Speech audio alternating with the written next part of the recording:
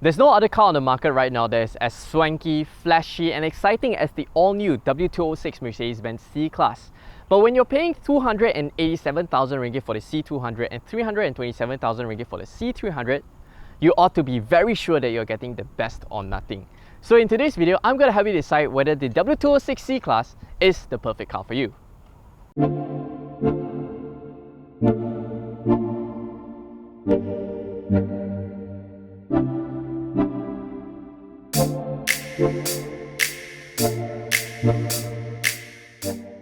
Hello everybody, this is Adrian for WapCar.my and I'm all about the details. It has become increasingly challenging to tell apart new generation Mercedes-Benz limousines with their Central Purity design language.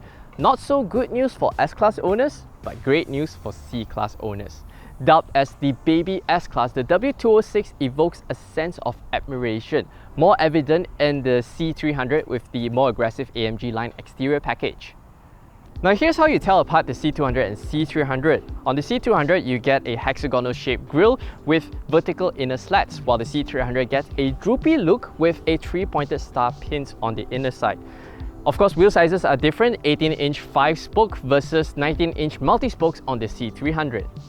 The rear is where the toughest to tell the two variants apart, but you have to take note of two things. On the C300, there's an extra chrome lining that sits above the exhaust trims, as well as pseudo vents on either side of the bumper. The C200, as you can see, looks a little bit more sedated.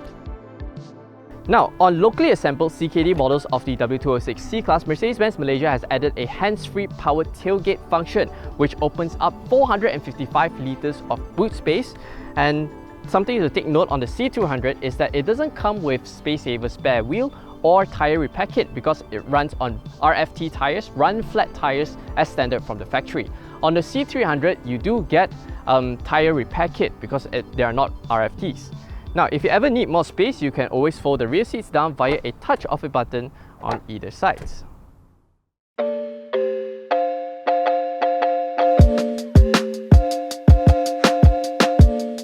Regardless of which variant of the C-Class you go for, the cabin is an exquisite place to be in and it's bound to impress your date.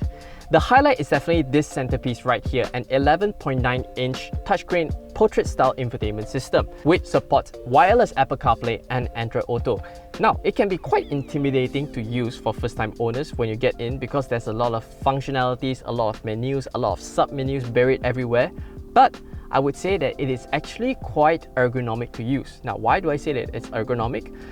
Aside from you have to get used to where the menus and functions are, I really do appreciate Mercedes-Benz having a fixed home button right at the center here for you to do a quick action to go back to your home menu, as well as the climate control bar is permanently on screen. So it just makes it very easy to quickly adjust your climate control, your temperature, fan speed and all of that. Another party piece is definitely the 64 color ambient lighting that now, thanks to the circular air vents now positioned above the touchscreen infotainment system. At night, this is such a mesmerizing place to be in, and don't worry, it does not distract you from driving. All it does, it just makes you feel very, very good.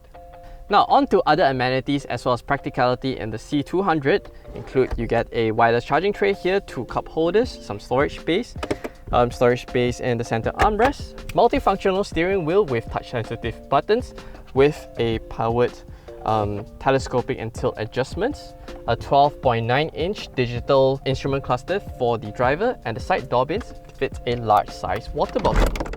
But for an additional 20,000 ringgit in the C300, you get added features such as an AMG sports steering wheel with genuine Napa leather, panoramic sunroof, sports seats, as well as a 360-degree camera. On the C200, you only get a standard reverse camera. Seated in the back seats of the C-Class, I have the front seat adjusted to my usual driving position and I'm 175 cm tall. I have about 2 tennis balls worth of knee room and 1 tennis ball's worth of headroom. Space in the footwell is adequate. I'm able to comfortably slot my feet underneath the front seat, and what I've noticed is the footwell is also illuminated with the ambient lighting. Nice. Now, amenities in here include rear air vents, side sunshades, as well as a powered one for the rear, and you're able to fit a large size water bottle over here at the door bins. Now, the center armrest offers 2.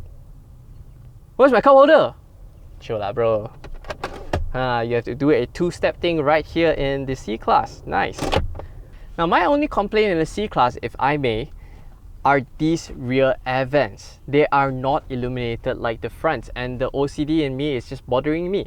Because if you have these illuminated, it will just make the whole cabin ambience for the rear passengers a lot more special and unique. I don't understand why can't they just make it light up.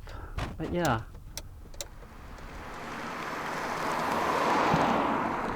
Buyers of premium compact executive cars aren't too bothered with things like engine capacity, engine types. Just look at the sheer amount of F30-308i's was sold in its existence, then you get my drift. As long as it offers reasonable performance, adequately refined, acceptable comfort, they're fine with it. A bigger chunk of the buying decision falls under brand prestige, personal achievement and recognition, all of which the W206 C-Class checks all the right boxes.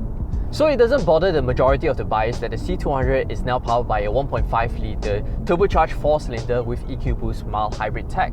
With 204 horsepower and 300 Nm on tap, performance is more than adequate to make brisk overtakes as well as sustaining highway speeds.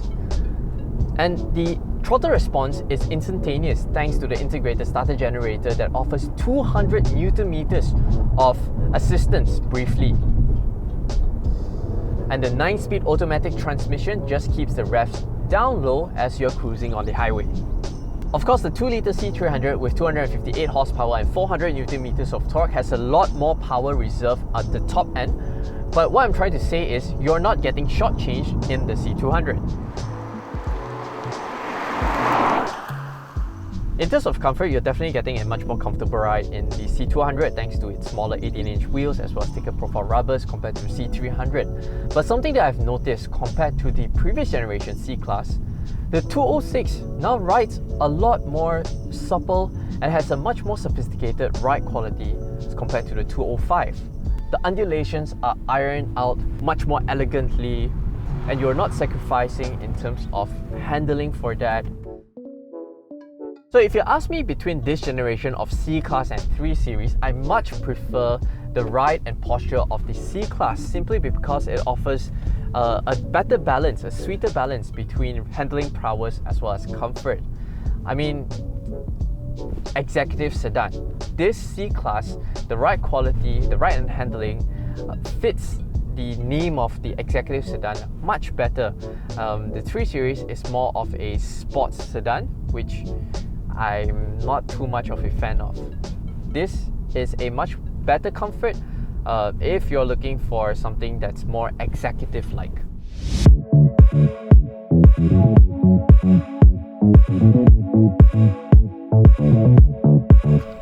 Mercedes has improved upon every aspect of the W205 C-Class to bring you guys the W206, and I feel this is one of the best premium compact executive sedans out there on the market right now. If you're looking for something that is a good balance in terms of exquisiteness, technology, comfort, drivability, this would be the best overall all-rounder money can buy. Between the C200 or C300, it boils down to whether do you need a more powerful engine, you need a little nice sunroof, 360-degree camera, but to be honest, that's about it. For me, my pick would definitely be the C200, but hopefully Mercedes-Benz Malaysia can have this in a swankier AMG line exterior pack, then I am sold. But let me know in the comment section below, what do you think of the new generation W206 C-Class and which is your preferred variant? As always, thanks for watching. We hope you enjoyed this video. Make sure to subscribe to our YouTube channel for more videos like this.